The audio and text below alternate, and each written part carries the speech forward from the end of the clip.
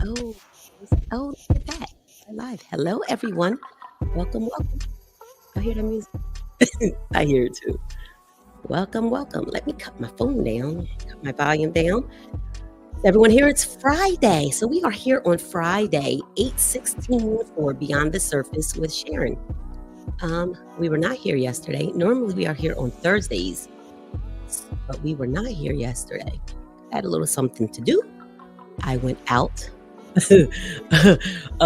I went out with my friends. So normally, me and my friends, we have I'll wait for a couple people to tune in before I start. So once you get in a comment, say hey to your girl. Let me know you're here. So yes, thank you all for tuning in to Beyond the Surface with Sharon. I am your girl, Sharon, your host. We are here with episode 15. My God, 15? Look at me, numbers.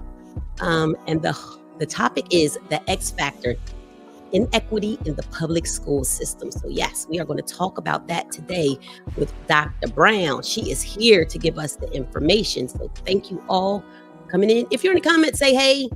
I know it's Friday and it's not Thursday and it kind of might have threw people off, but you're here live. Might have to watch this on the replay, but we are still in Education Month. It is August. Our kids are going back to school. They're going to elementary school. They're going to college. And we just want to have a well-rounded view of what is expected from everyone who is going back to school, for parents and children and students and all of that. So we just want to empower our audience to have some information about what they're doing. What do I need? What tools do I need? Who do I need to talk to? I need to talk to the school social worker last week. Amazing. Go back and watch episode 14. Let me tell you, episode 14 was so great. Hey, Trey. Thanks for stopping. Trey Gerd. Trey, wait, is that Trey? Is that your Trey? That might be your Trey. Hey, Trey. Thank you for watching. So thank you all for tuning in to Beyond the Surface with Sharon, where we talk about all things life, family, and love. So yes, that's what we do here. Just want you guys to know that I'm here as a vessel from the Lord. I am thankful and grateful for everyone who tunes in often or not often. Thank you for new viewers, new watchers. I appreciate you all for being here. All the glory goes to God because He is the one who makes this happen. So if you're watching, if you could share. Oh, yes, put in the chat where you're from. That's a good idea. Hi, Mary from Magnolia, Delaware. Come on, Mary. How you doing? Mary Knox, thank you so much for tuning in. Oh, wait. Knox, that's Lisa. Oh, your people are here. Come on. I love a great support system. Thank you all for tuning in. We have Dr. Lisa Knox-Brown is here. But she'd be Dr. Brown while we're here. So yes, thank you all for tuning in. Thank you all for tuning in. We are going to talk about some things that happen. Let's talk about it. Things that are happening in our community. So I was not here yesterday because me and my friends, we have a yearly skip day. So skip day happens as a group of my friends, we skip like we're in high school. So we skip work. I like it. You know, it's like, hey, I don't want to go to work today. Let's skip and go have fun with each other. So yeah, we skip. It kind of starts at noon-ish, 1 o'clock, and then it goes until, we get tired or we get kicked out. So yeah, skip day was yesterday. Also yesterday, posted on Facebook. So my nephew got married yesterday also. So that's why I put, yes. Congratulations to Mr. and Mrs. Akins. Congratulations. Yeah, they got married yesterday and it was a beautiful ceremony. That would be Ron's. Okay. God bless the hand claps. It's like we had Bethany in the congregation. Yes, they got married yesterday. So Mr. and Mr. Akins, congratulations to you all. What else? Oh, so we just came from Canada, Toronto, Canada. Went out there for Jerk Fest 2024. So apparently in Toronto, they have the largest Jerk Fest Caribbean celebration outside of the Caribbean. So that doesn't count, like, Barbados and Jamaica and all of that. So outside of the Caribbean, Toronto, Canada has the biggest Caribbean celebration outside of the Caribbean. So yeah, we went there. It was probably Toronto's clean, very clean, super clean. Food's good. It's a big diversity of people, lots of everybody is there. The food was good. There was jerk chicken, the regulars, jerk curry. We had jerk alligator, jerk, I don't want to say squirrel, but there was a lot of different jerks there. There was a lot of food, a lot of people. There was probably 20,000. What'd you say? A lot of jerks, a lot of jerk food. A lot of jerk food was there. So if you're here in the comments, say hey to me. Let me know you're here so I can acknowledge you, and then we can talk about a few things. So yeah, skip day was yesterday with my friends. Then we went to Canada last week. What else? Oh, voting. Of course, we're always talking about voting. Please make sure you're registered to vote for this election. It is indeed life and life situations. We need to make sure we're registered to vote. We need to make sure we look at our candidates and vote for what is the best interest of yourself, your family, your generations to come. It's very, hey Stephanie, it's indeed important that we vote. If you have a chance, can you share this live? And if you can, would also like you to go back and check out our previous shows. We had starting with number one, we had Reverend Nikki, who talked about purpose, faith, and goals. So that was show number one. We had a therapist on, a family therapist, who talked about boundaries. We had singles, marriage. We also talked about boundaries in bedroom, which was very interesting. Something about, put a rubber band on your wrist and snap it, and that'll, stop. We also talked about fatherhood, journaling. Dr. Hugh was here to talk about pre-adolescent anxiety and depression. That was such a great show. We talked about a leap of faith with entrepreneurs. So that was in July. So there are a few of those episodes out there. So if you can, please go check those episodes out. They're available on Facebook on Beyond the Surface with Sharon, and they're available on YouTube with Beyond the Surface with Sharon. So thank you all. Oh, thank you. Welcome. Good evening. You're welcome. Thank you for coming. Kenneth Pop Smith. Yes. So please check it out. As always, I do have a some inspiration for us. To go through the week. I always like to go with an affirmation. So I have my affirmation for this week is, as you heal, you do realize setting boundaries is not selfish. Disagreements is not a personal attack. Opinions of others is not a reflection of your worth. Attention is not always love. Ooh, that's good. Being stubborn is not protecting your self-image. Gossiping is not connection. My God, have mercy. Gossiping is not connection. Amen. Especially with the sisterhood. Gossiping is not connection. What you think is not always true. That is true because there is so much more information out there. And especially if you have, what they say, God gives you 2 ears and 1 mouth. You have 2 of something because it's more important that you use those than you use 1 of something that you have. Right? 2 ears to listen. You should be listening more because what you think is not always true. And there's so much information out there. Talk to your friends. You should not. I think one thing my husband will say is that you should not always be the smartest one in your circle. Right? In your circle, there should be somebody that you can look up to or who's smarter than the rest of the group. And I'm sure they have another circle outside of your circle where they're not the smartest. So yeah, you should not be the smartest one in your circle. Yes. So yes, on this platform, hey Rosemary, thanks for coming through. And the last one is exerting yourself is not kindness. Make sure you don't overexert yourself. So yes, so we will ask questions on this platform. Yes, so that's the great thing about this platform. We are here to encourage, empower, enlighten, and inform. And in with that information, we love to get our audience's participation to ask our panelists, questions and their expertise. So yes, We will give you a chance to ask questions with Dr. Brown, and once she comes on, we will talk to her, and we will go through, go through our introductions and all of that, and we will talk and discuss. And maybe about 30 minutes into our discussion and our dialogue, then we'll ask you guys if you have questions for Dr. Brown, that we will ask them. And this platform is so cool that it'll show up on the screen if you're watching. So yeah.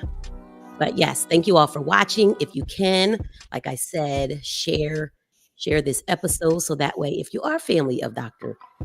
Brown, you can share that, so that way it'll show on your page or wherever you're watching. So yeah, thank you all for tuning in. I am your host, your hostess with the mostest. If I've ever said that before. Yes. My name is Sharon. My name is Sharon. It's Shireen Colson on Facebook. And thank you for watching and participating in my dream, because God is the greatest. My feet are planted. My head is always lifted to the sky. So yes, thank you. Thank you. So next we have Dr. Brown, Dr. Lisa Knox-Brown. You know what? Let's bring her beautiful. Wait till y'all see her. So beautiful, so kind. You want to talk about a brilliant mind? She's so smart. Brilliant mind. Like I said, can't be the smartest one in the group. So what I'm going to do is bring on my good friend, Dr. Brown. So I'm not the smartest one here. Ma'am. Welcome. Oh, thank you for having me. And I appreciate your kind words. I don't know about the smartest, but I definitely am here to support a wonderful woman of God who is stepping out on faith. And you are doing your thing here. This is episode 15. I'm honored to be here. Thank you. Episode 15. I am so excited. Let me read your bio, so that way the people who are watching, the audience, can know exactly who's here. So okay. Dr. Lisa M. Knox-Brown is a retired assistant teaching professor of professional practice for the Graduate School of Education's Department of Learning and Teaching. Mouthful. She has extensive K through 12 experience, having served as a classroom teacher, vice principal, and professional learning facilitator.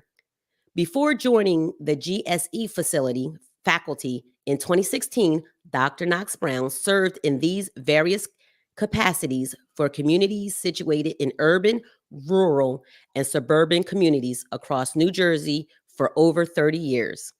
In her current role as part-time lecturer, Dr. Knox-Brown's academic and teaching work is grounded in developing, supporting, and refining structures that empower, prepare, and inspire all educators to meet the diverse needs of the students they serve. She prioritizes students' access to rich, relevant, and culturally responsive education, particularly in contexts where they have been routinely underserved and marginalized by structures of inequity in the public education system. Ma'am, amen. God bless. That was amazing work that you're doing. I love this. So accomplished. Dr. Brown has a book out. It is called The X Factor, where that reveals the perceived positive and negative aspects of the multi-social identities of students and alumni of the African diaspora within a predominantly white graduate school of education in the northeastern region of the United States of America. The author sought to understand how these students and alumni intersected with macro level structural factors to illustrate or produce this desperate enrollment and retention outcome. So, Dr. Brown, ma'am. Yes, ma'am. You wrote a book. I did, and really it's my dissertation. It's how I became doctor. So that's my dissertation. That's how I became a doctor.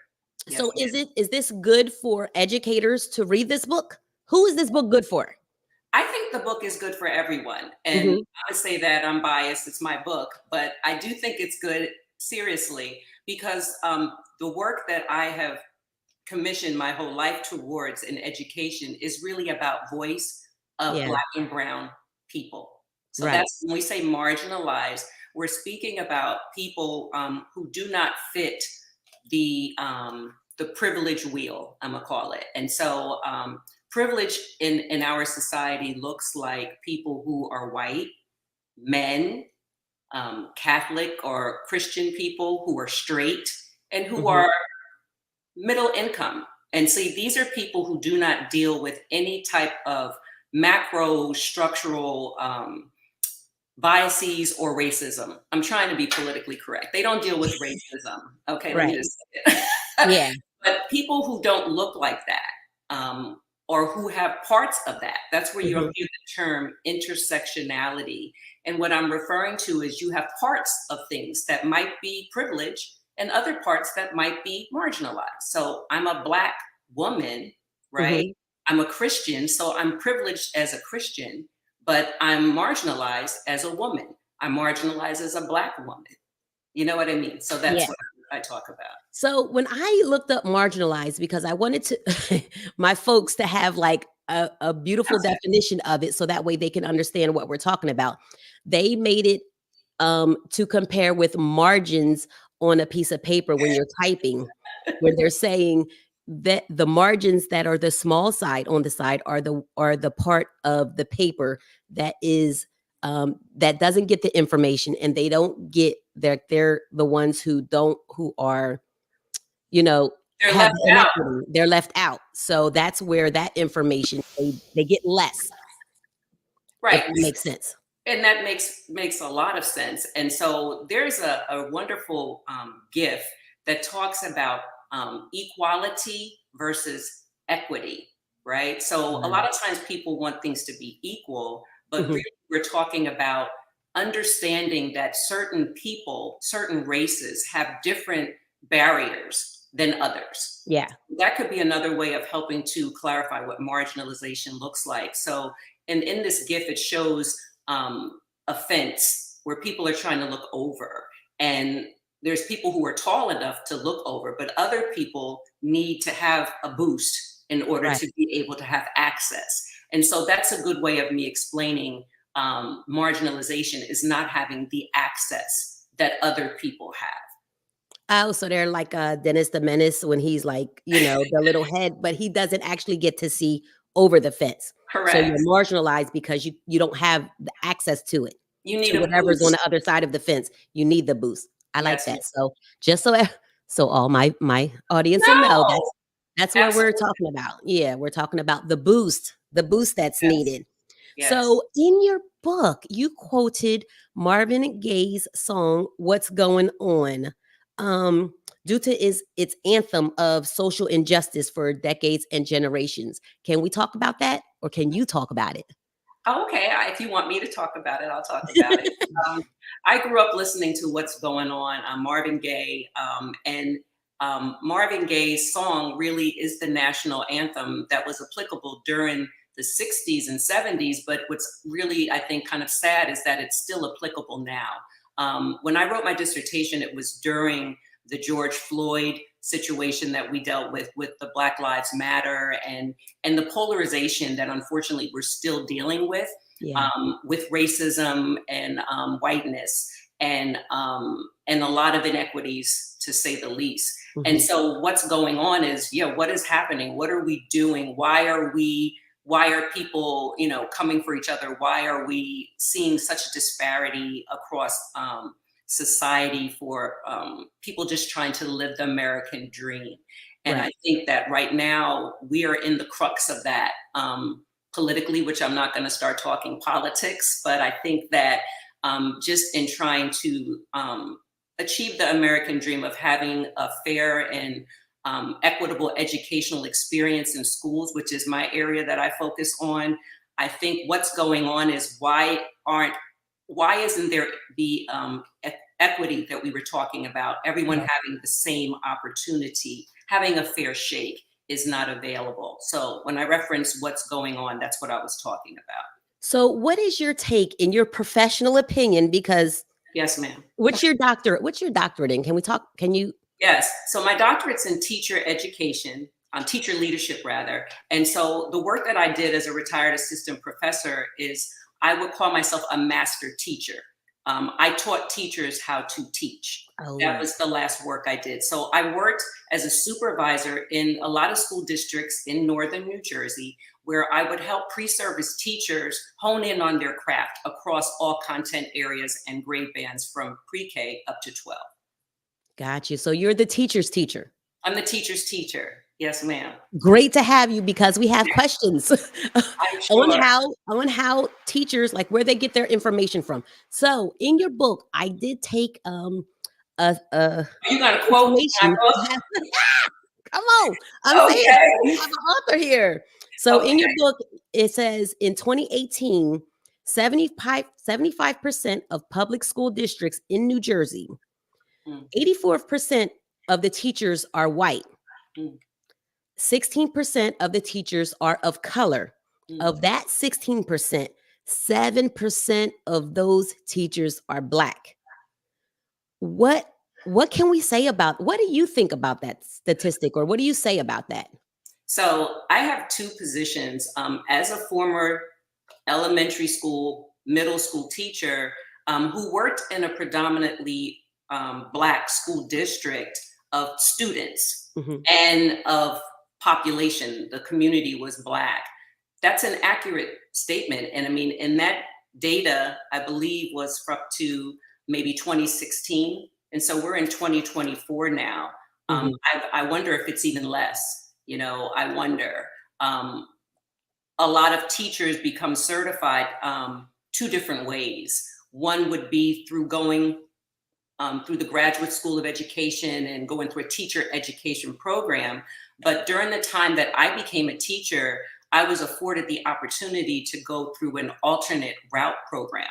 So just to give you history, I was an English major who graduated from Rutgers State University's Douglas College and had a whole nother career path where I was working for the New Jersey Nets. I was working Ooh. retail. And then I ended up having an opportunity to do this alternate route and go to school while I was in training. And Mhm. I found to be very valuable because I had practical work experience that I brought into the classroom for my students. So my thought about it being predominantly white and servicing brown and Black children, it's not so much the racial component, but it's the biases that people bring into education. And so Yeah. it kind of ties to my study about marginalization and whiteness and voice and coming into classrooms having a mindset that you are culturally responsive. And what that means is not to exclude people's culture and identity when you are teaching them. So case in point, if I'm in a school that's predominantly white and the teacher is not referencing students that look like me in the text, it's harder for me to make connections. If Right. you're not referencing, you know, things that happen in my neighborhood as mathematical equations, I'm Yeah. not able to make those same connections. If you're referencing farms and I live in an urban area, the likelihood of me understanding that when I take a standardized test that assesses my intelligence, the likelihood is I'm not going to perform as high as someone who has that connection. So those are I the like things that. I talk about. And a lot of parents will say, like, the standardized tests, they are not conformed to the community. It's not like, shouldn't be all around one person.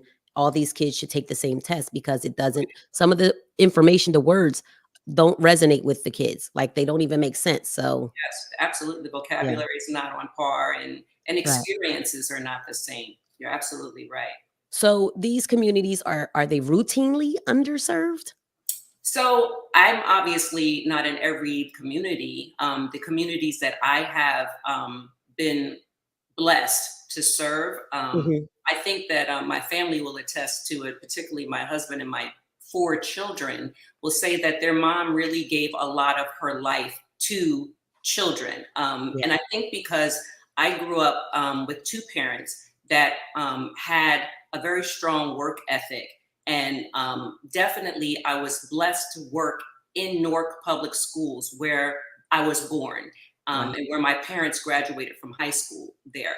And I had a real passion for the students because I identified that I went to school in Newark and Right. was able to I consider myself being successful and as a teacher, and I took it as an honor to be able to serve them. And so I think that as I elevated into a leadership role, Mhm. my passion was very, I think, maybe almost overkill, where I really identified with each of the students as myself. And I think that maybe not a person of a different identity and culture might not have that same commitment and Right. tenacity and belief that all children really can learn if given the correct tools to do so.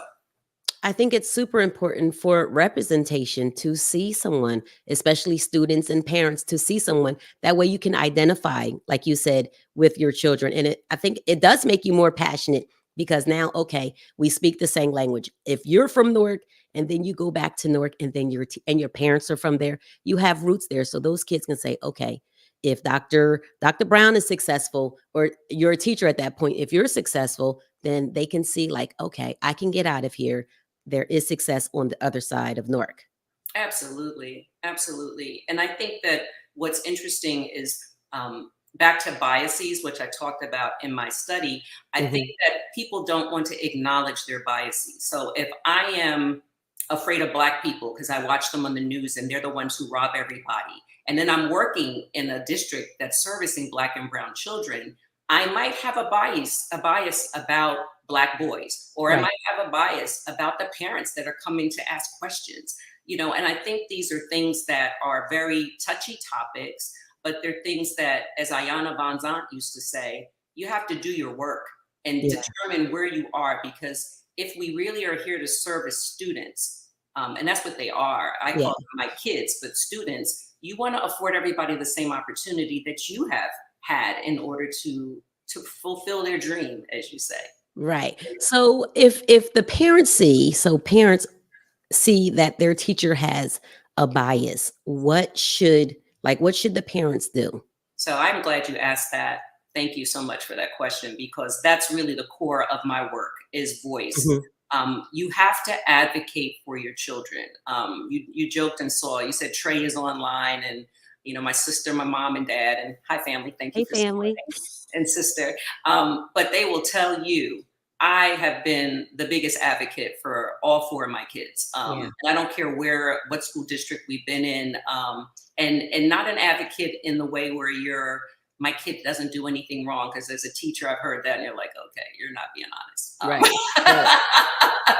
But if there are things that are not equitable, so for instance, one example I think about is I had a daughter who went to a high school, and my youngest daughter, and she was in a situation where a teacher was trying to give her a bad grade in her class, but the assessments were not equitable. So when I started asking pointed questions, Mhm. it turned out that she was not doing what she was supposed to do. And my question was, are you doing this just to her, or are you doing this to everyone? And of Right. course, the answer was no, I'm doing it to her. And was she a Black teacher? The answer is no, she wasn't. Right. So You know what I so mean? after you've seen that and you've dealt with that, is that where you kinda honed in on that in your education? Like It's teaching? So I didn't. This was after I was already a teacher. But Gotcha. if you want to ask like what motivated me to be a teacher, Yeah. if I could ask that question for you to me, Yes. I would What say motivated you to be a teacher? I think I was always told that I was really good with kids, and this is like kind of what when I do interviews, when I've had to conduct interviews, and you ask a candidate, oh well, why do you want to, what made you go into teaching? Yeah. The statement always goes, oh, I love kids, but I genuinely do love kids. Like I love kids, always have, and I have always been good with kids. I feel at Mhm. home with kids. And what was interesting is my godmother, who passed away, she had said to me. That she's like, oh, you should go into teaching. I remember being at home with my mom in the kitchen, and she said that. And I remember thinking, like, teachers don't make any money. That's not what I want to do. But I ended up doing just that. And I have to say that that has been the best thing that I've ever done. I have a passion and always have for the work that I've done. And I think for anyone's listening, you want your kids to follow their passion. Yeah. You have to follow your passion because you work too long. You don't want to do something you hate doing. Right. So with there being the 6-7% of Black teachers Mm. in New Jersey, how can we get more? Like, what are your thoughts on getting more Black teachers into the school system for representation? That's a great question. In my dissertation in the book, The X Factor, I talked about some strategies about what can be done in order to make teaching appealing for people who Yeah. look like you and I. And my thoughts were for graduate schools of education, what they do is they recruit just from a collegiate level. My thought was that they really, number one, need to offer opportunities for kids to participate in tours of universities and colleges, Mhm. even as young as middle school, having opportunities as field trips, we would call them. And as a former middle school principal, we always were looking for bridge programs with um, schools. And Yeah. a lot of schools really didn't see merit or value in that. But I think that if there's an opportunity for kids to spend time on campus and see other opportunities, particularly urban school districts, Right. because a lot of kids don't even get to leave their own block, much less go into university. So I think there's a benefit for offering scholarships, offering opportunities for exposure. I also think it's important for companies and corporations when they have these tax write-offs to invest in school districts, and having them have those opportunities again, and even donating to universities and having scholarships that are earmarked for kids that are of color who are Right. performing well in school and they just don't have the means to go to college. And as far as making teaching appealing, Mhm. right now it's not. With all of the standardized testing and with all of the constraints that are put on teachers, I think districts are really, I'm sure after COVID, when all of that happened, a lot of teachers Yeah. left education. So I think that districts are working very hard to try to make cultures of schools really cohesive and caring and nurturing and more family oriented. Mhm. My husband, who was a principal in a school district and for 11 years, and he's now becoming an athletic director. He had a fantastic school where he really had a family environment in his school where they cried when he was moved. I mean, that's the kind of schools that Wow. will keep teachers and have them committed to working. And that's such a huge impact that for your husband, birthday twin, who That's right. who was the principal, and you make such an impact that people, your community, you make a community and they want to keep you around. And Sure. I've never had, I know I've said this years ago, but I've never had a Black principal. I've had on a handful of Black teachers in Yes. my lifetime. So Yes. I think it's very important, like you said, with bias of teaching me.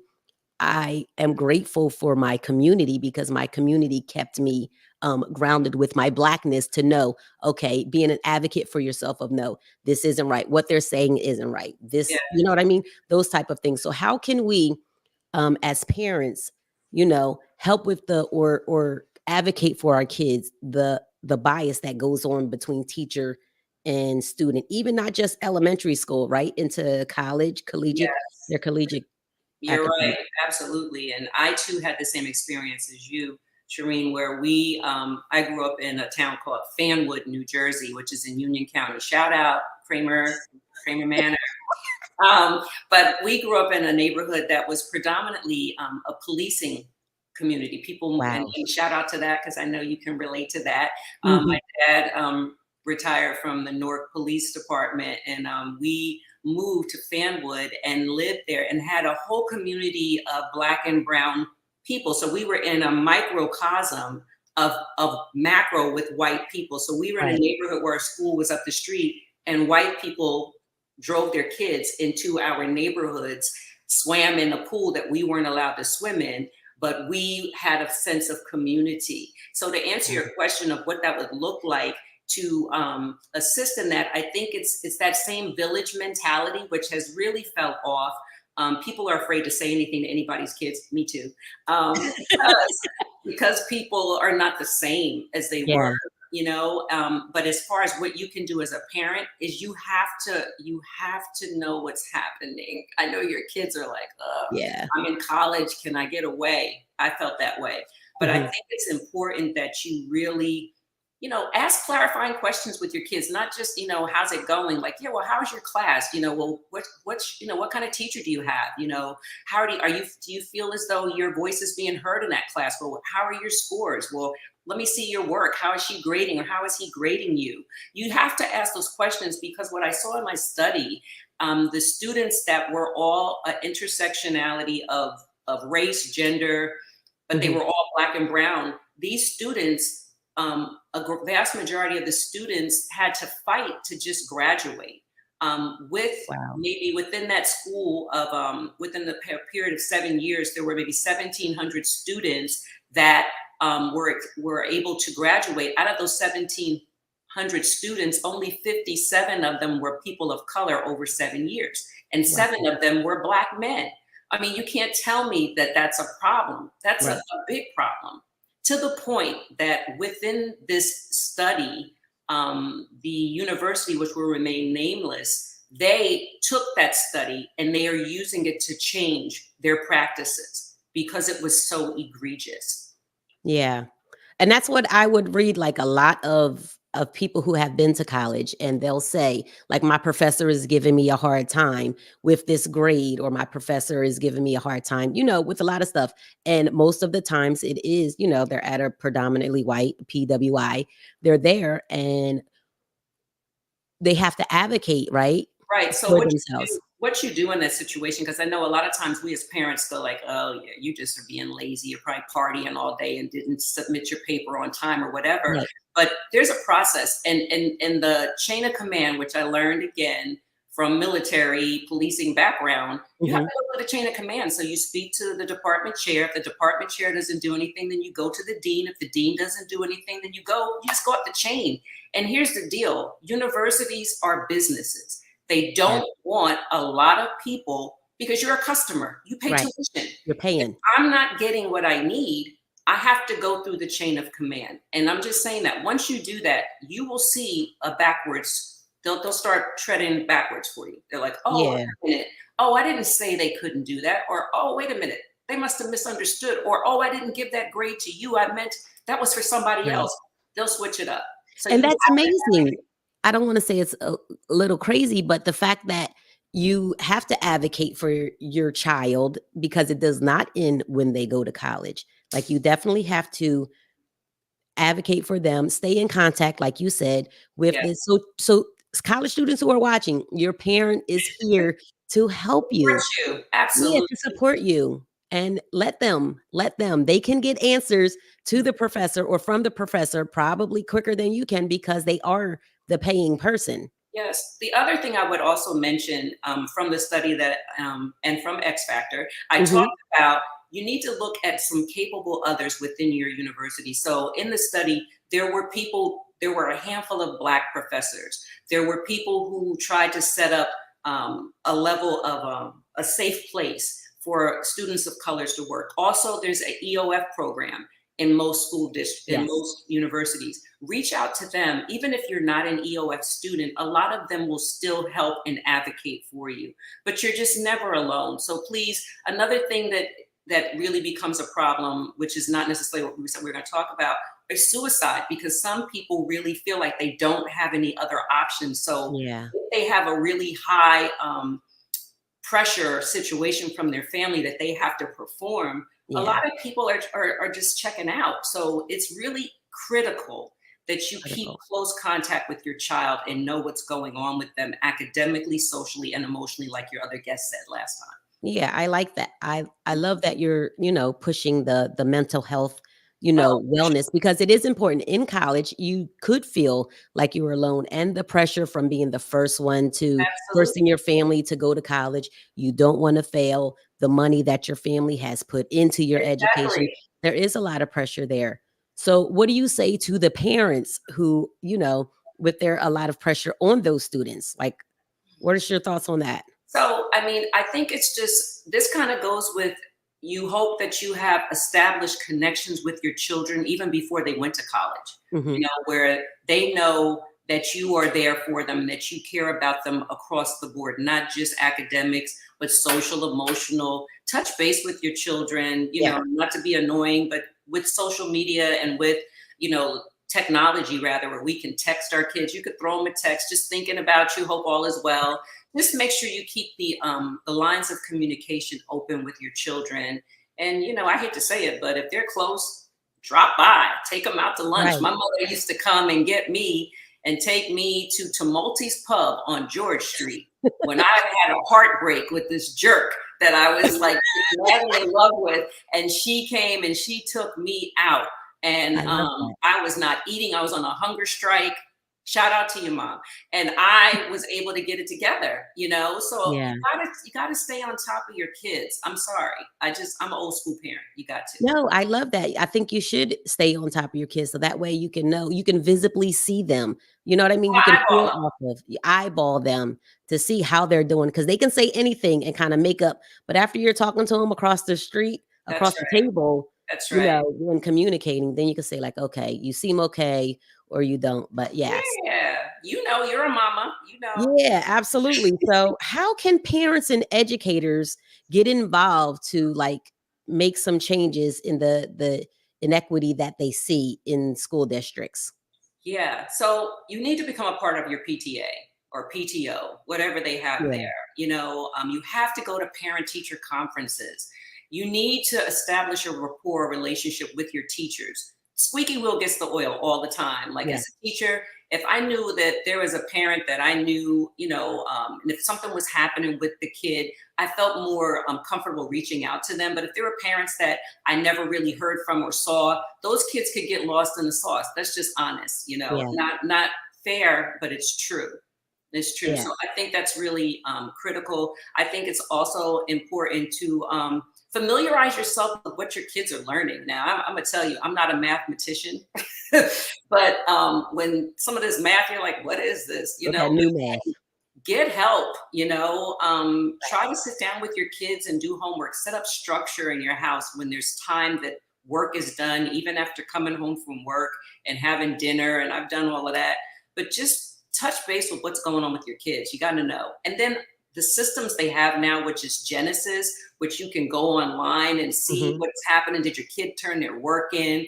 Are they cutting class in high school? That's another one. You just I'm telling you, you have to be almost like Inspector Gadget. You have to be all over your kids. You do. You, I think, and I love that they have that system there where you can check homework and see what your kid has done, but also you can communicate, frequently with the teachers, and they're on there to communicate back with you. Correct. So then they know that you're a concerned parent. That's all you want them to know. I'm a Yeah. concerned parent, and I'm not just saying it, I'm showing it. Right, Absolutely. and join your PTA and your Yeah. PTO, and go before if you have so if they have, like, issues with, what's policies or what's being taught, Mhm. do you think they should go, like, to make appointments with the principal, vice principal, and all Oh, of that?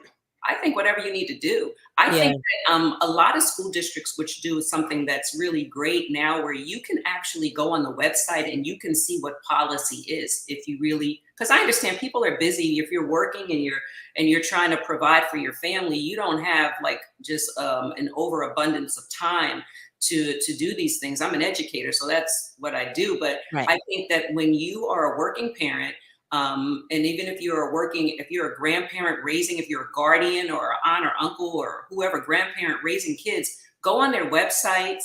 You can also call, like you said, make appointments if necessary. Mhm. I know you had a social worker on last.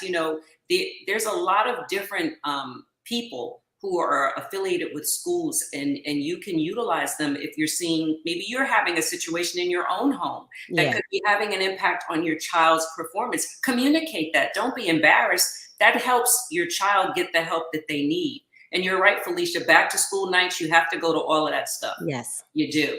You do It's have to annoying. participate. Nobody wants to go, but you need to go. It really Yeah. makes a difference. It really Like does. you said, once they see your face and they know your name, they're like, okay, this is Mr. or Mrs. Such and such. They're very heavily involved with their kid. we know when they call, when they're coming, they're always going to be present. So you have to make your presence known. You're advocating for your kid. The other thing I want to mention, because we're all speaking academic, but the social emotional part, if your child is involved in activities, if they are in drama or they sing or they're in sports, it's important to support them. You would be Mm-hmm. surprised how many kids look for their parents. And I've been heartbroken when you see kids where their parents are not able to come, to events. So Yeah. as administrators, my husband can attest to it as well. We've gone to their things for them too. Got you. Got you. We do have a question That's in the comments. okay. What do you feel about high schools and junior highs being so close to each other? Like the the middle school and the high school being located next to each other and they take the same bus, which I Yeah. find a little, sixth I grade and 12th grade on Wow. the same bus. Yeah. What are your thoughts on that? Wow. Okay. So I'm not Gotcha. employed by any school district, so I can say, I don't think Your opinion. yeah, I'm retired. Right. I think that that is really poor planning, quite frankly, and socially and emotionally, developmentally. Yeah. You don't want to have high schoolers with middle schoolers in such close proximity. Developmentally, they're just on two different trajectories, and it really could cause a lot of unnecessary conflicts and possibly other situations that you don't need to deal with. So I would be curious as to why they did that. As a Yeah. parent, I would make inquiry about that. That could be at a board meeting when you have public comment. Gotcha. Right. We ask about that. Yeah. Because my granddaughter is going into middle school, Hmm. and middle school, they'll ride the bus with the high school kids. And I'm thinking, why Wow. would she be on the bus with somebody who's 17? This is your baby? Like, Girl, she oh, 11. Well, girl, why are you on the bus with somebody 17? We was no, talking no, about grown stuff. I think no. yeah, It's inappropriate. it's inappropriate. I gotta go to the board I of think I education. think I think you need to be taking the day off of the podcast and Yeah. going to the board meeting. Wheel on up there and see what's going on.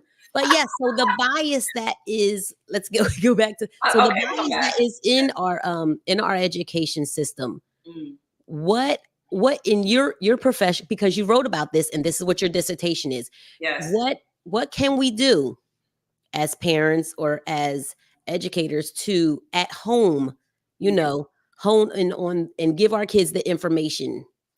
Right. So I think it's important. You hear me talk about communicating and voice. Those are the two Yeah. things I really want people to take away, advocating all of that. But I think in your home, it's just important to talk to your kids about what's out here. I mean, I think that I know growing up, I had the talk, about,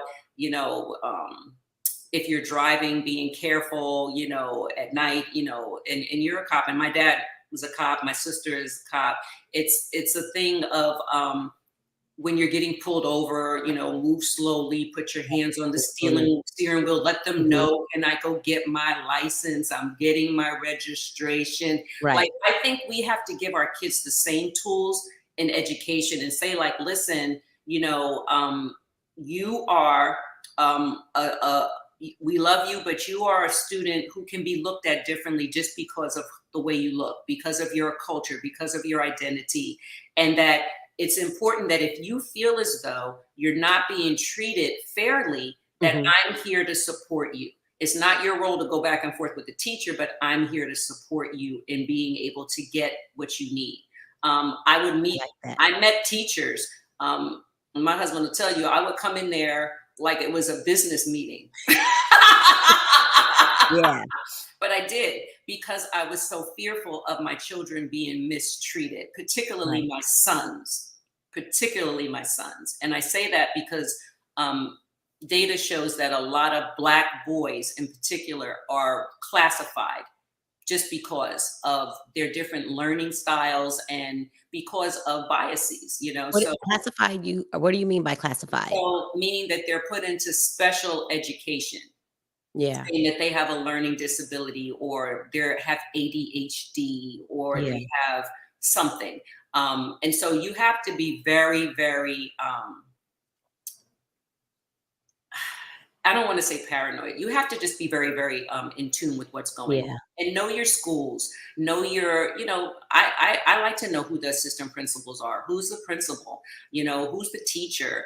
I've been that parent. So I think everyone Yeah. can catch on. I've been that parent who goes to schools, who moves my kids out of classrooms. If I don't feel comfortable, go to back to school night. I had a situation where a teacher was really like out of pocket with me in a classroom for a back to school night, and Oh, wow. I had to come back the next day, and my daughter was in fourth grade, and she was really talking really crazy to me, and I was like, wow, if you're talking to me like this, and I'm an adult, I can Right. only imagine what you're doing to my daughter. So guess what? She has to get out of here. I Yeah. can't go to school and service other people's children, and I'm worrying about my own. That's not going to happen.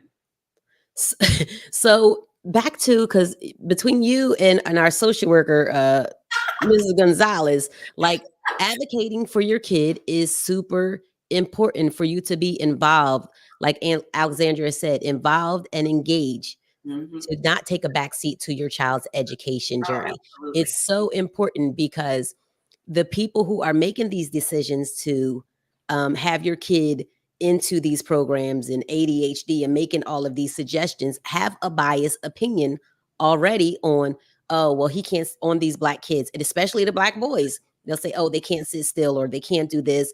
Or, Yes. okay, like my grandson, the one teacher said he doesn't talk to her. He doesn't want to talk. He talks home. Okay, so what's wrong with that though? And she literally called my daughter and had a problem. She did say it in the comments, so I'm okay. And Okay. sh the teacher had a problem with my grandson just not communicating with her. He would communicate outside of her to the other classes, but he just didn't want he doesn't feel comfortable with you, That's and the it's word. okay. Why doesn't he feel comfortable with you is the question. Right. So, What is it about yeah, so I you? understand what you're saying about the biases Yeah, and it's advocating. real.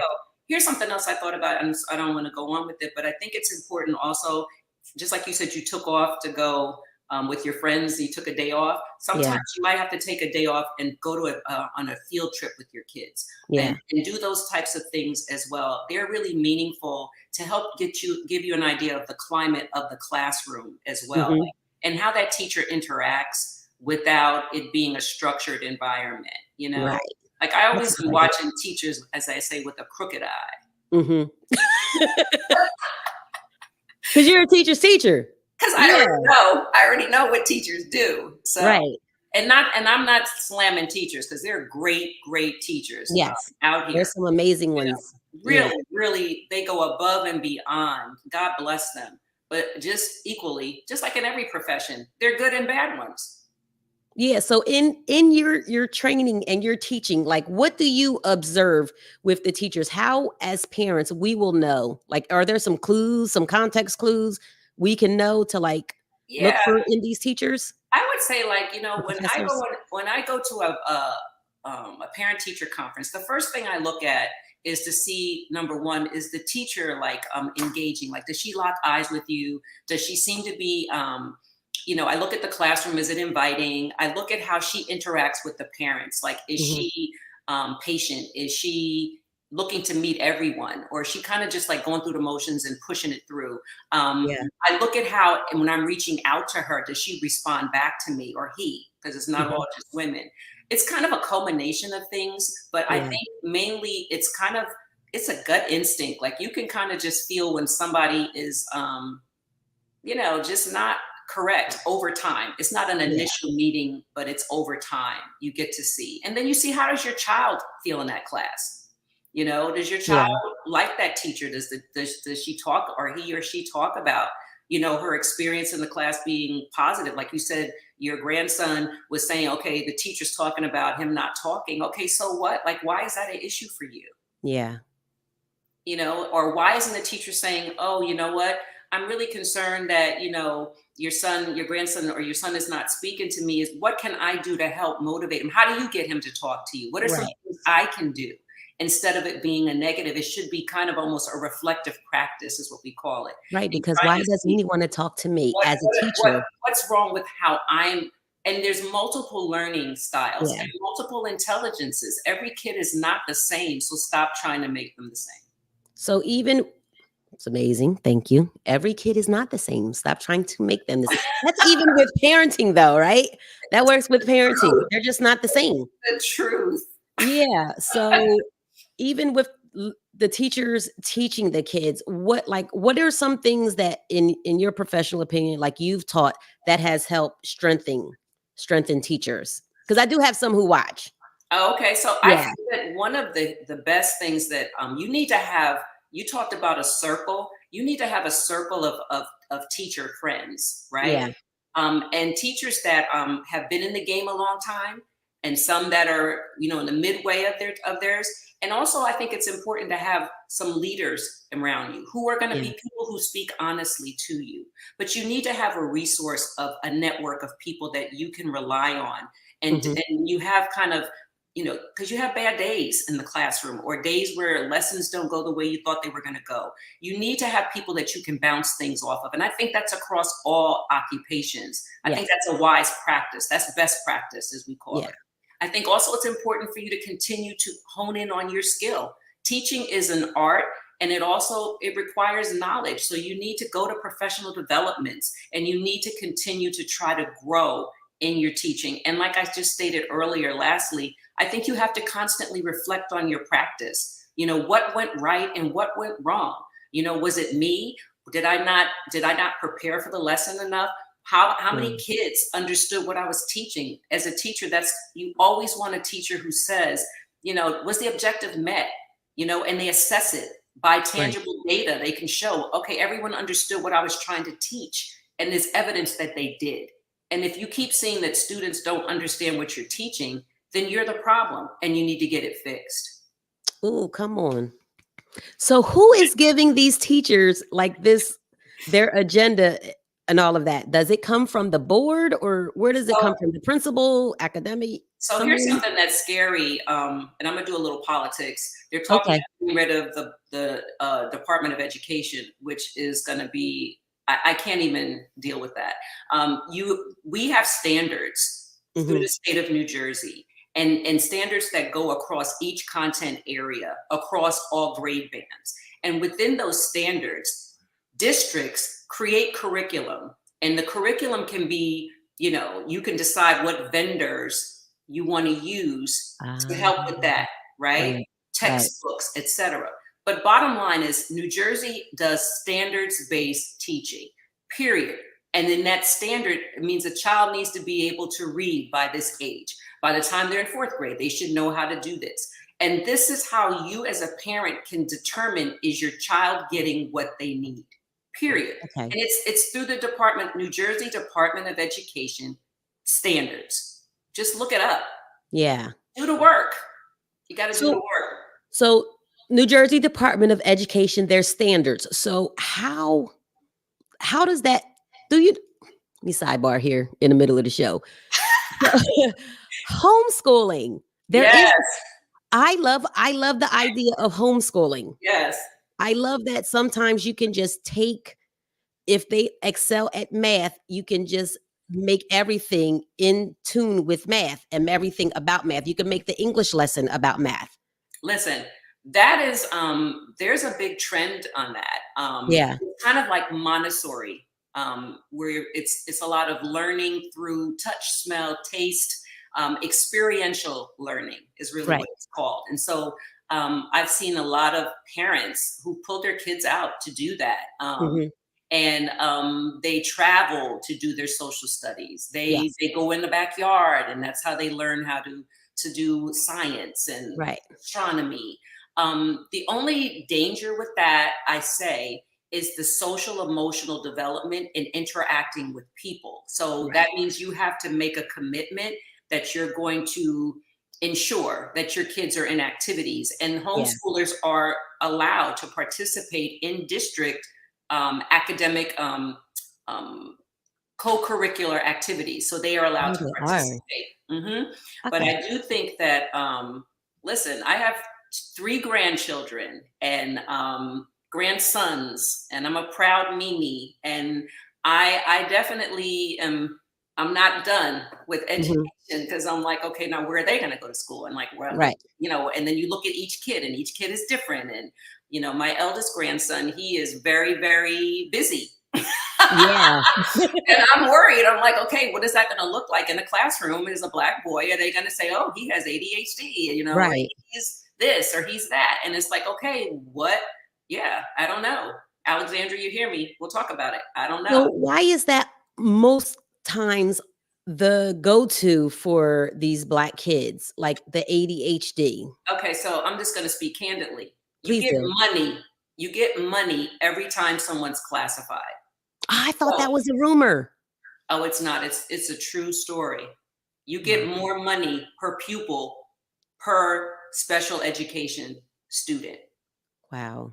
Oh That's yeah. all the school districts in the state of Everywhere. New Jersey, Yeah, everywhere. The absolutely. nation. Absolutely. Wow. Yeah, so there's an incentive to do that. And so like everything that's being used to try to help, right?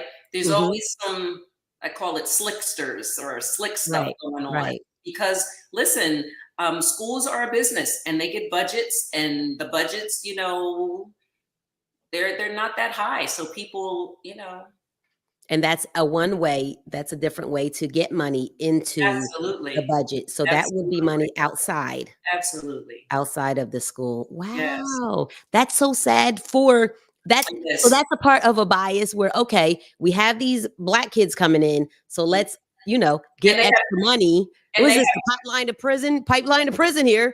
and see, we're not going to do that. And see, Right. but there is a pipeline, and so it's important. It's so critical. I can't even say that Yeah. enough. You have to advocate. You have to use your voice. Your tools are you have to just go out here and do what needs to happen Yeah. for your child. It's not enough to just have a baby and to put them in preschool and put them in elementary and say, okay, the teacher's going to take care of them. No. Yes. And even when they Right. go to college, no, you have to continue to watch what's going on. You really do. Correct. And this is all discussed. This is Right. Dr. Brown is here, and we are discussing her book, The X Factor, Inequity Yes, in the here Public it is. School System. Yeah, here it. Y'all see that? Okay. Did I The put it link up? is in the comments. Yes, yes, Yes, yes. it's on Amazon. It Please, is. please go get it. Please support. She is so beautiful. Yes, Oh, thank you. advocate for your kids, Yeah, please because advocate for them. if you're You not have going to to. advocate, you have No one to, else is going to. because there's bias in the system and if there is, what is it, 7% of, there's 7% black, percentage And statistics show that was since in education. 2016. Yeah, I don't even know. It might Yeah, be less. it Yeah. might be less now. So the representation is not there for our kids. So No. we definitely have to be the spokesperson. And like you said, and like Francis Gonzalez said, you have to teach your kid to advocate for themselves. Yeah, she's absolutely right. And that goes back to the conversations you have at home. Like you Yeah. talked about the driving and making sure I'm getting my license. You have to feel confident to advocate for yourself. And so we as parents in our culture, we've been told that when grown people are talking, you need to be quiet and Yes. you can't say nothing. No, you better start speaking up for yourself. We have to change that mindset that kids can't speak, and Correct. have to be silent. No, because then they take that out of the home and think they do the same thing in these environments, and then they become victims. They really do. Because that is true, because let me tell you, my granddaughter's name is Andrea, Okay. and the teacher called her Andrea, and Not the same. it's not the same. And I feel like that's the same thing that's going on with Kamala, and people are Oh, calling her, you don't start up that now. right. But So it's the truth. And even because her name is not a traditional name, yes. now they're going to try to mispronounce it on purpose. Yeah. And I think that is important for teaching your kid, even with the names. I mean, advocate that I want you to say my name correctly. If they could say Gustapolopoulos, Can we talk about that? hello, with is 30 letters in the name, and you guys get that correct, how can you not get like comma la? Like it, and if it might be intentional, Yeah. In some but cases, I believe it is. in some case it is. But as parents, we have to tell our kids, okay, if they're not saying it, correct them every time. And as Correct. a child, you are allowed to say that and correct an adult if they are not saying your name. Absolutely. And Yeah, it's not disrespectful. You're correcting. correct. You're Right, right. advocating for yourself. Yeah. So your book, what what really like pushed you to did it for your thesis? What Yes. pushed you to talk about this specific subject? Honestly, it was when you're in your program, you have to pick a topic. And so some people do theirs on the bus schedule. Some people will do it on, population of how many desks are it requires for a school to run effectively. I really wanted to do something that was impactful, and my experience that I Hmm. had, I thought it was just mine. And so it ended up being, it was not just my experience, it was an experience that students were having. And Yeah, what I also found just in the workplace, a lot of, I think it's a universal challenge of being in a predominantly white environment, being a person who is of color, having to navigate that. And yeah, I talk about an invisible backpack in my study. And the invisible backpack basically means that we have extra baggage we have to carry, metaphorically, when right. we are trying to achieve the same thing that white people have to achieve. But Yeah. yet it's discounted as if we all have an equitable playing field when we don't. And Papa so when Pope said we got to be double. exactly. It's not made up. It's not made Right, up. So there's a lot of microaggressions that happen. I'm sure people are familiar with that, where people are passive aggressive and do things to you. And then when you respond, you're an angry Black person. And it's like, no, I'm not an angry Black person. I'm a person who's addressing what you've been doing to me, and I'm right. tired of it.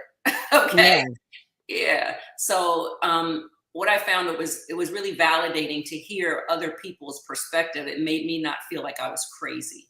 You know. right. So I did read where there is bias when between the predominantly white high schools and urban schools, where Mhm. there are more kids in the urban schools in the classroom, Mhm. as opposed to, depending on whatever district it is, than the classrooms with the predominantly white high schools.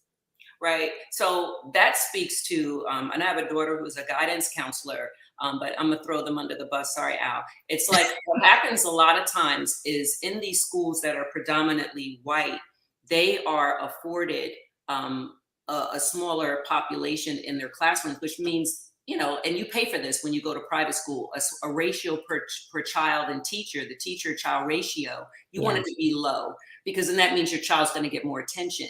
If you're Hmm. in a school district where the ratio is high and you have like 40 kids or 35 kids in a classroom with one teacher, obviously they're not going to get the help they need. So then how does that correlate with a guidance counselor? It's like that guidance counselor is not going to be able to assist and get to know all these kids and prepare them to go to universities or schools or whatever. They're just trying to survive because it's too many. So when you Yeah. look at this is why people will try to put their kids in the better school districts, where they have them labeled from A to J or I, and I being the premier school districts. Oh. And so these labelings, which also tie into neighborhoods. So affluent Right. areas like Morristown or Cherry Hill, or if you're in Hmm. North Jersey, it could be Short Hills or,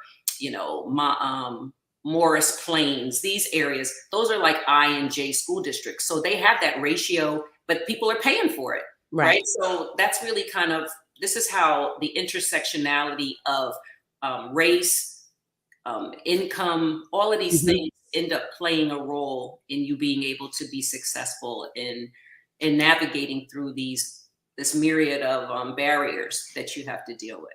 Because why can't the school district if those kids in the A school district got the same attention Oh, and please. information and education as the I districts, like, they Absolutely. would be so successful. Yes. And then why is it, if you happen to just be born poor and you're in an IA district, why They should you not punished. be afforded the same opportunities? But as we know, that's just, it's not fair, but that's just what it is. So when you are blessed enough to work in a district that's an ABC Mhm. district, you have to work extra hard to try to provide an opportunity for those kids to have a chance, to just Yeah. have a chance.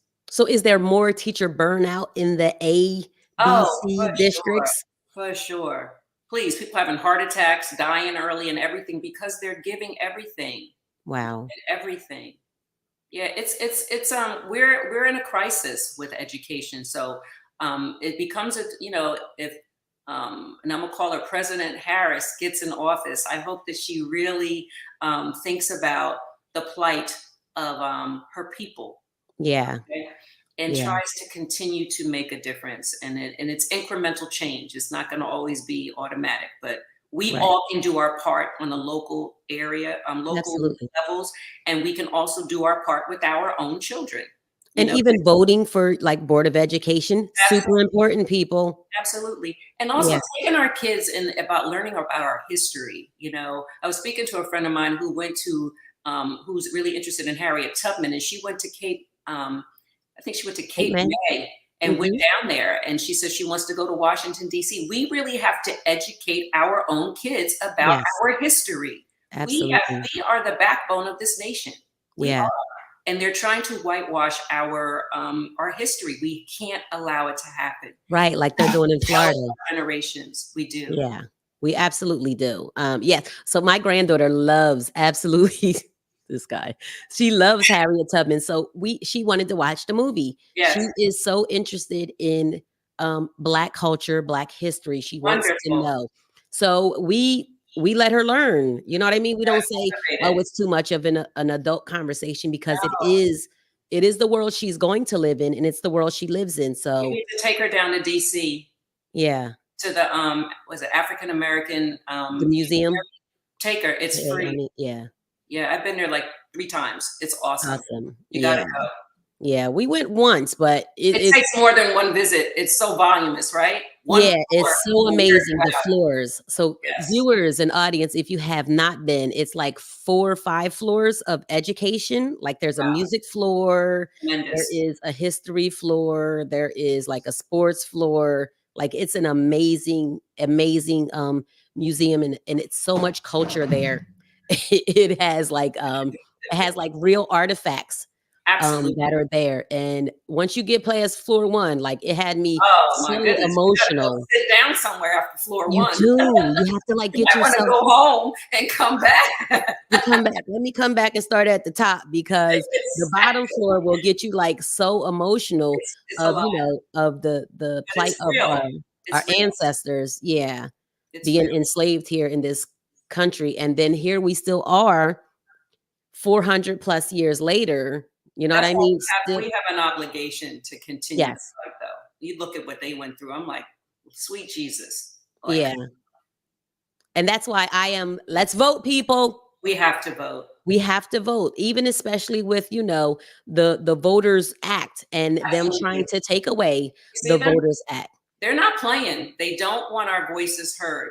Again, Yes, people. your voice is really Yes. critical. And this is part of your voice being heard That's and right. teaching. It's a teaching moment for your children, That's right. and like I'm always on my nieces and nephew. How are you registered to vote? Like I need y'all to, It's your civic duty. You it have is. to.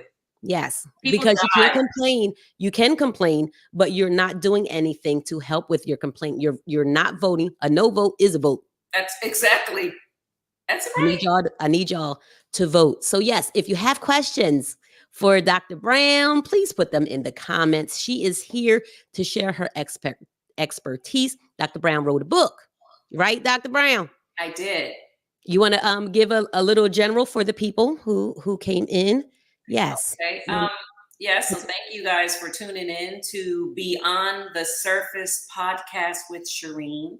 And thank you for having me on. And I'm a retired assistant professor and from Rutgers Graduate School of Education in New Brunswick. Mhm. I wrote a book called The X Factor, and it's the exclusion and the inclusion of intersectionality within higher education.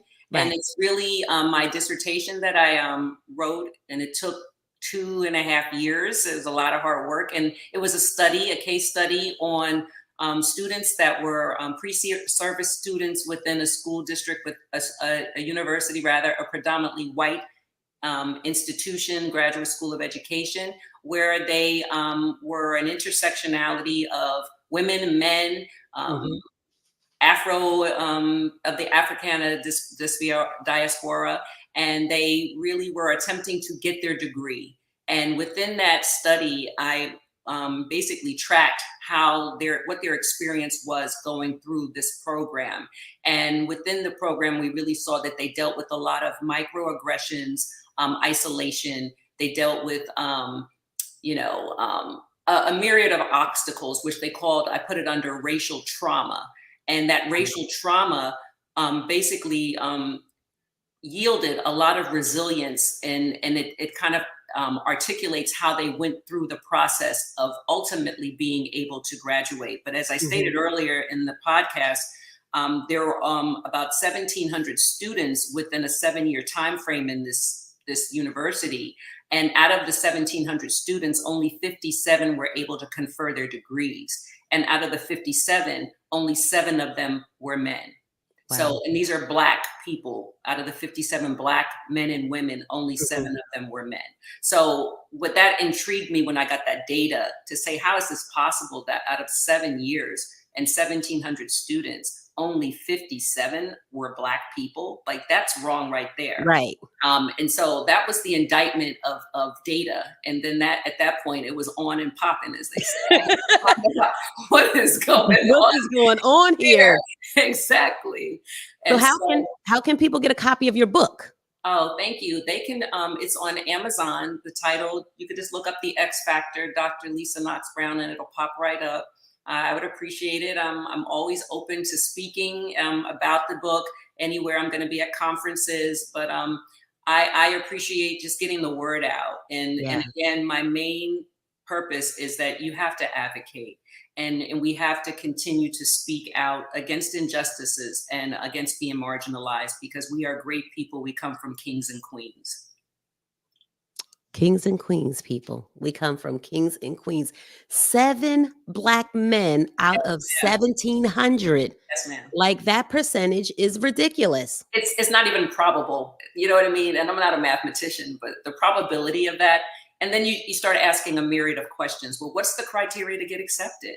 Well, how did you determine who was allowed to be in and who was not? And there was no system for this.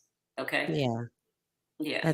That's a little wild. We have a question from Ashley. She said, how do educators of color combat the racism of PWI on an individual level?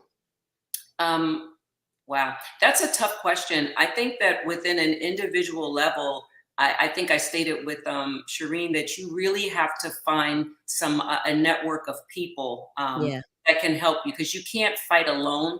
As a teacher or an educator, you can assist with the students that you have been commissioned to serve, to make sure that it's equitable in your classroom and the students you're working with. So individually, you can do that.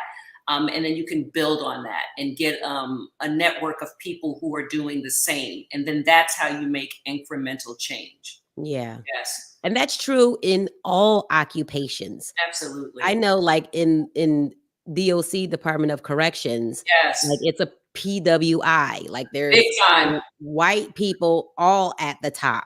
There was really never a Black, supervisor of a department until recent. So we made our own little, like you said, communication and network in our own little circle of, hey, let me talk about these issues I'm having. What are you guys experiencing? How can we combat and come up with some type of, resolution? Or what do you guys think about that, to kind of bounce stuff off of each other? Because it is tough being, an employee. And like Ashley says, she's an educator. It's tough in a PWI in any department. And you know what you have to do, and it requires a level of being courageous, and it is courage. And what you end up doing is, like you said, with those teachers that were in that study, while I was doing this study, I created something called NetPTC, and it was Network for Pre-Service Teachers of Color. And that was not something I had to do, but I had Zooms, and I just put them in touch with teachers that were within the same discipline and who were people of color, so they could talk about their experiences. Yeah. It requires you to be willing to step out. Yeah. And it was NetPTC, C as in cat. So I think that is super important, to find your network of people. I love that you made, like, there is no network, so I'm going to make one. Like, we are so innovative of, okay, this table isn't here, I'll make my own table. Yeah, it was, to God be the glory though, Shireen, and on Yeah. that. And what was interesting is that the university was trying to take co-opt net PTC. Wow. And that's what caused me to become an LLC. I just created my own. I was like, You no, that's did. mine. It's mine. Okay. So what is it that you're doing now? Where can the people find you? What are you doing? Are you going to, corporations and teaching? That's what I want to do. So this I love opportunity, I that. hope, yields a level of opportunities for me to talk about this. And I don't want people just to look at the study that it's education. As you stated so eloquently, it's something I believe it's institutionally across the United States. I Yeah, think across the that board. any predominantly white institution has Yes. people who are of color, who are Mhm. being marginalized, who are dealing with racialized trauma, who are Yes. trying to survive, trying to get promoted, trying to move forward, but they're Yeah. not being afforded the opportunity. So I would like to be that bridge in being able to create those networks and to be a voice in helping them to navigate. So And that's I think my work. No, I think that's super important for you to be able to go into corporate America and into these departments and talk to people to say, I mean, sometimes they don't know what's going on, but do they know what's going on and they kind of ignore it? Like it Well, needs to, it is being ignored. That's the microcosm or the whiteness. And because yeah. guess what? I'm fine. What's your problem? Girl, you don't see what's going on? How don't you see this? Like, and it's the bias, right? Yeah, just be happy you have a job. Just work. I pay you.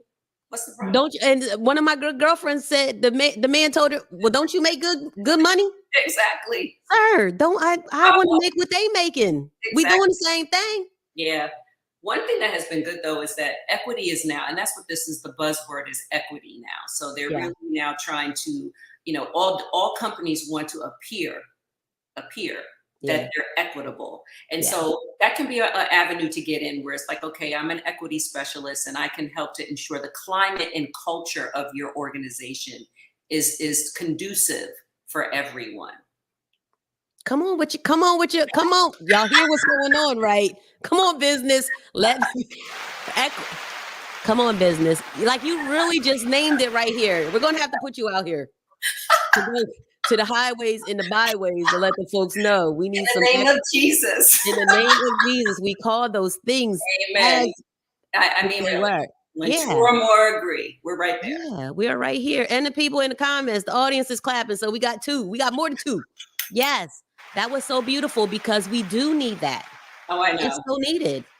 Even Yes, and I think that helps us advocate a lot for our children. Like for if we sure. know we have our voice and we have put these things into practice, it Yes, always helps with us. Okay, now we can teach our kids. Okay, guys, this is what you have to do. absolutely. And Because you I've don't seen have to be an educator to do this. Sorry to yeah, interrupt you. You're a mama, you're a daddy, you're a guardian, you're a grandma. Like, yeah, right. you're advocating for your kids. Yeah. So I think that is so important to advocate for your kids as a parent, guardian, grandparent, because we all on here. Everybody wants success for their Absolutely. kids, their Yes, grandkids, their siblings, my nieces, my nephews, whomever. absolutely. I would need success. I would like an even playing field. Is it going to happen right now? Advocation, right? We have to advocate for that. We're gonna make it happen. We're going to make it happen. Yeah. Make it happen. One step at a time. One step at Yeah. So a time. and I genuinely believe communicate. that. Go ahead. No, I'm see, I sorry. genuinely believe it. Yeah. Yeah. So if you guys have questions for Dr. Brown, put them in the comments, please. Put them in the comments. Oh, my cousin said that her son went through this and he had 3 masters and he's working on another. So, Okay. even with education, a lot of it you do have to be, You have to continue to go back. Yeah. yeah, you Grow. have to do like a little extra You and do. all of that. You Yeah. do. So what last words of advice do you have for our viewers to like encourage them and empower them? Um, like I said, we come from kings and queens. There's nothing we can't do if we really seriously decide that we want to do it. And so I am very confident that whoever has tuned in and contributed to this wonderful conversation, that I'm hoping that you walked away with understanding the value of advocacy Mhm. that you understand the value of communicating with your children, regardless to what grade band they're in, and also understanding your role of being involved with the schools that your children are attending. I think Yeah. those three things are valuable, and then you'll see some real incremental change occurring within the schools that your children are attending, and they'll be successful with your assistance. But you can't sit on the sidelines. You have to become involved. Yes. Do not sit on the sidelines, people. Do not. Dr. Brown. Yes, Thank ma'am. you. Thank you. Thank you for coming. Do not forget that Dr. Brown's book is on Amazon. You could go in there and click, put in your cart, push play. It is not, is it on Kindle? It's not on Kindle. Okay. Sorry, I have It's to put okay. it on there. But go on, I not won't do that. so but go on Amazon, y'all. Click the button. It is the as you heard, like it is super important for us to know about biases and advocating for our kids because the inequity that our kids experience in education from K through past college and College, graduate that's school right. and all of that, it is important to know what's happening and how to make like good choices and how to reach out. So all of that is in there. Dr. Brown, you have been so good. You have informed us, like you have enlightened our brains. Like I'm Oh, really ready to go, like you said, with this school board, bus you got to go to the board situation. education meeting. You got to go to it. Yeah. Because a lot of the times it's like, oh, that's how it's always been. And No, that's not acceptable.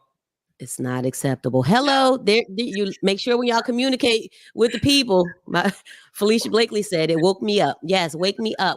It is Oh, not acceptable. This is unacceptable that we're no, experiencing. Yeah, no, it's not because it's not acceptable for your children. It's correct. not. No. Yeah. Thank you so much for having me on. I really enjoyed this. This has been wonderful. Yeah, thank you. Thank you. As always, I always tell my guests who come on who and my audience, thank you all for participating in my dream and the vision that God have given me. I am always here. I just want to, empower my audience, inform my audience. I want to educate, like enlighten and inform. I want to give us all the information that we did not know we needed. Yes. Well, keep doing what you're doing because you're doing great things. I'll be Oh, thank tuning in you. next week. My girl. Yeah, so listen, so your daughter's a guidance counselor? Yes. Come find me, daughter, wherever you are, because we had the social worker on last week, You and did.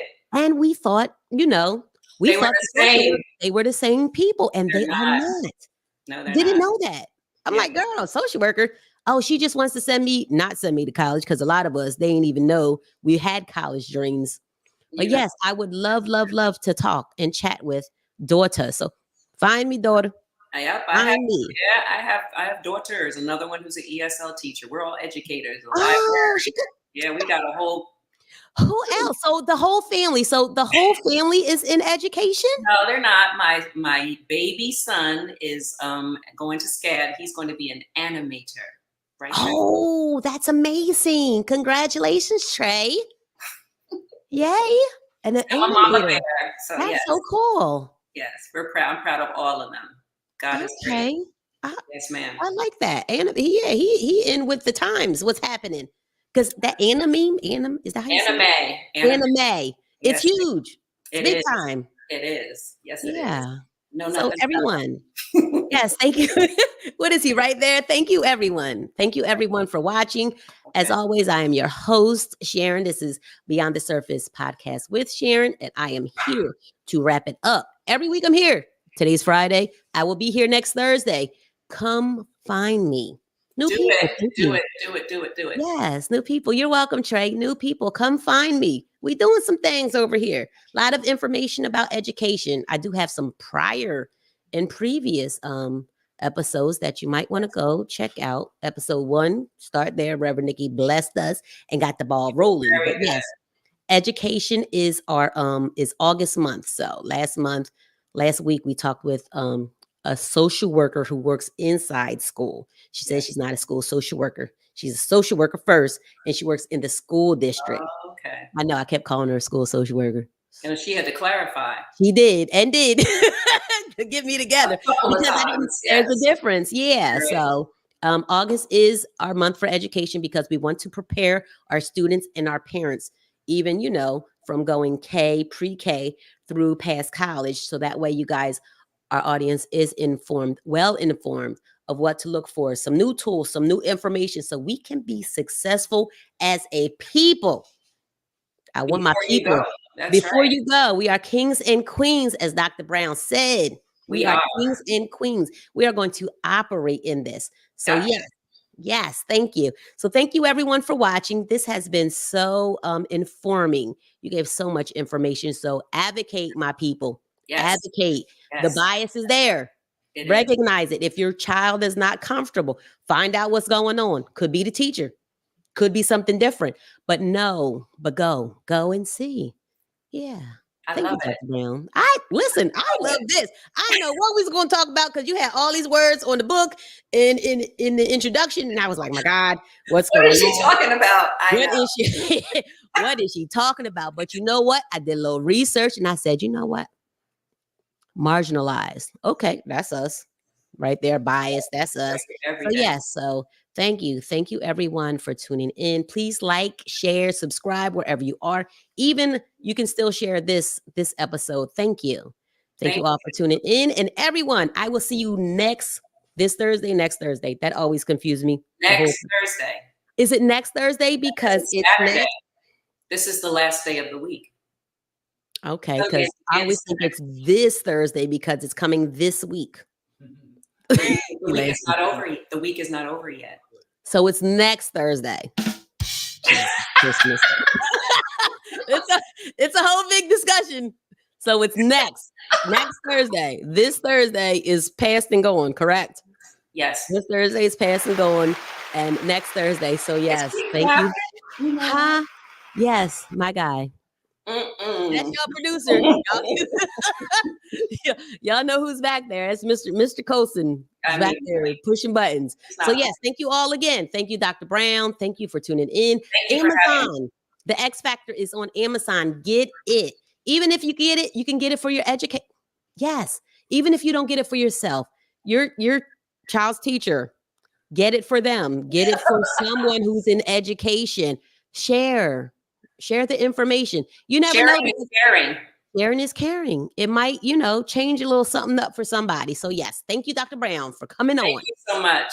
Yeah. So I will see you all on 8/22 Thursday. We'll be here 6:30, continuing our education month.